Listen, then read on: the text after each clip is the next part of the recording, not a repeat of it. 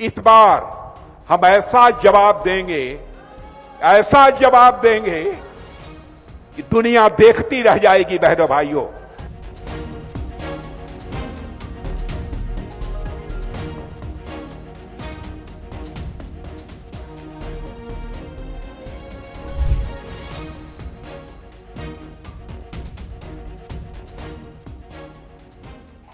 जब पाकिस्तान अंदर से हिल रहा हो, उसकी अर्थव्यवस्था डगमगा रही हो, पाकिस्तान की सीमाओं पर अस्थिरता हो, तालिबान पाकिस्तानी सीमाओं में घुसकर पोस्टों पर कब्जा जमा रहा हो, मुनीर की सेना मुंह की खा रही हो, बलूचिस्तानी सत्ता से सवाल पूछ रहे हों और पाकिस्तान की जनता सवाल पूछ रही हो, तब अक्सर पाकिस्तान की सत्ता एक पुराना पत्ता खोलती है, भारत कार्ड।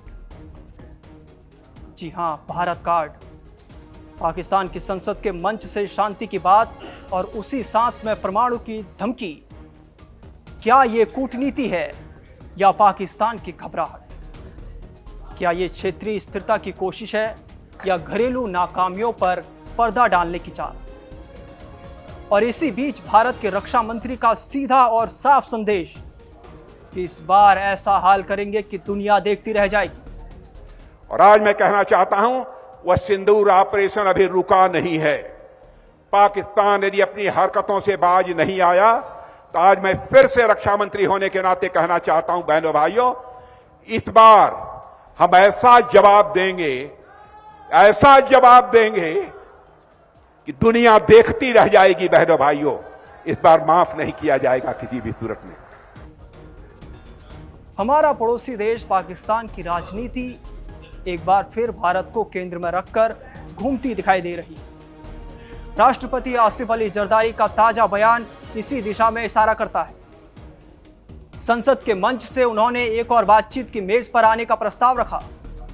दूसरी ओर जिम्मेदार परमाणु राष्ट्र होने की बात कहकर अप्रत्यक्ष रूप से गंभीर परिणाम भुगतने की चेतावनी भी दे डाली। वही पुरानी गीदड़ भभकी।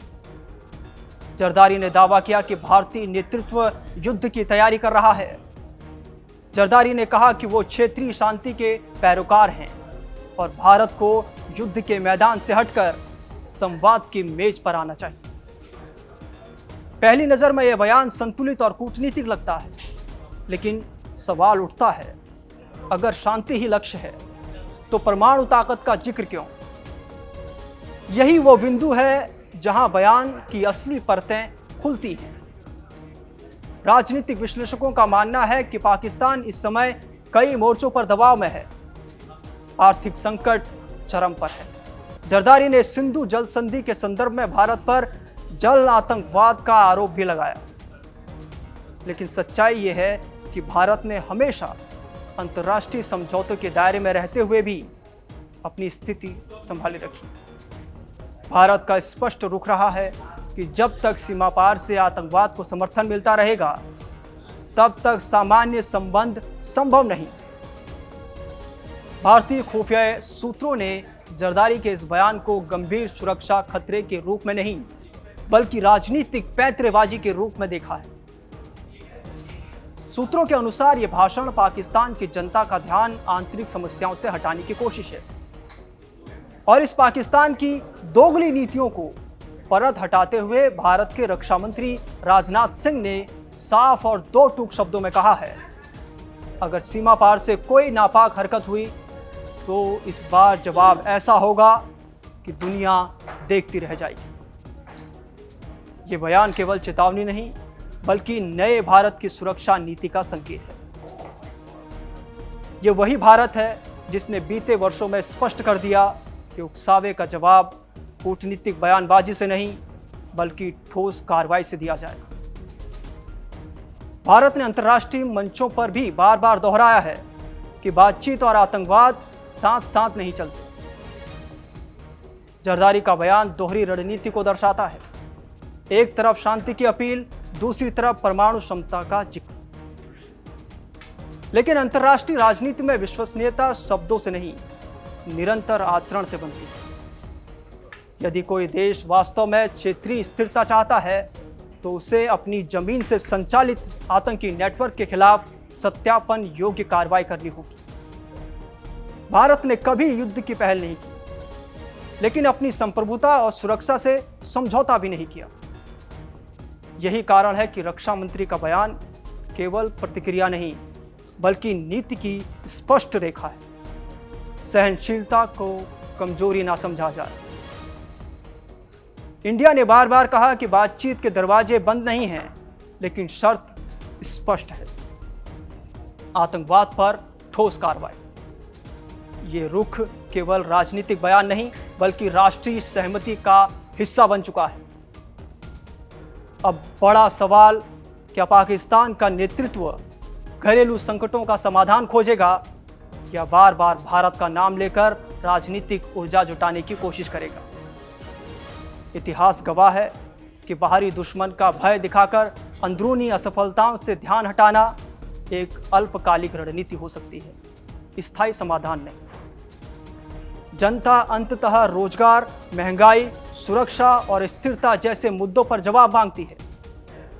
रक्षा मंत्री राजनाथ सिंह का दुनिया देखती रह जाएगी वाला बयान केवल भावनात्मक प्रतिक्रिया नहीं है। यह संकेत है कि भारत अब रक्षात्मक मुद्रा में नहीं, बल्कि आत्मविश्वास से भरे संतुलित प्रतिरोध की नीति पर चल रहा है। यह संदेश न केवल पाकिस्तान को, बल्कि पूरे क्षेत्र को है कि भारत अपनी सीमाओं की सुरक्षा के लिए पूरी तरह तैयार है।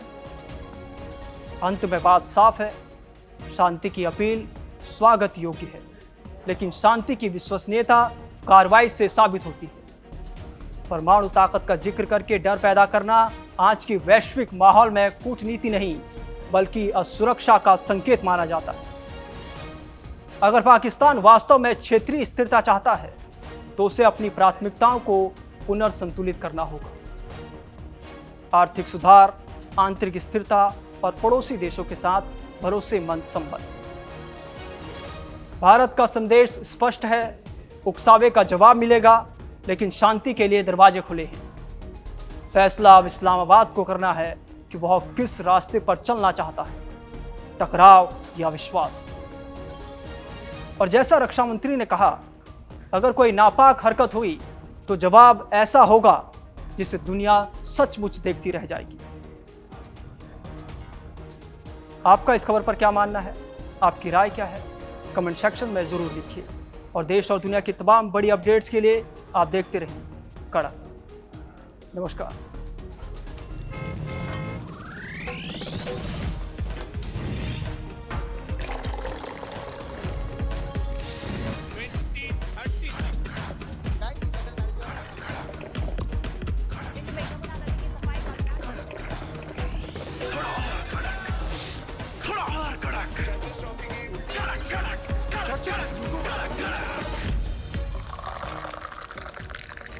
ये कड़क है।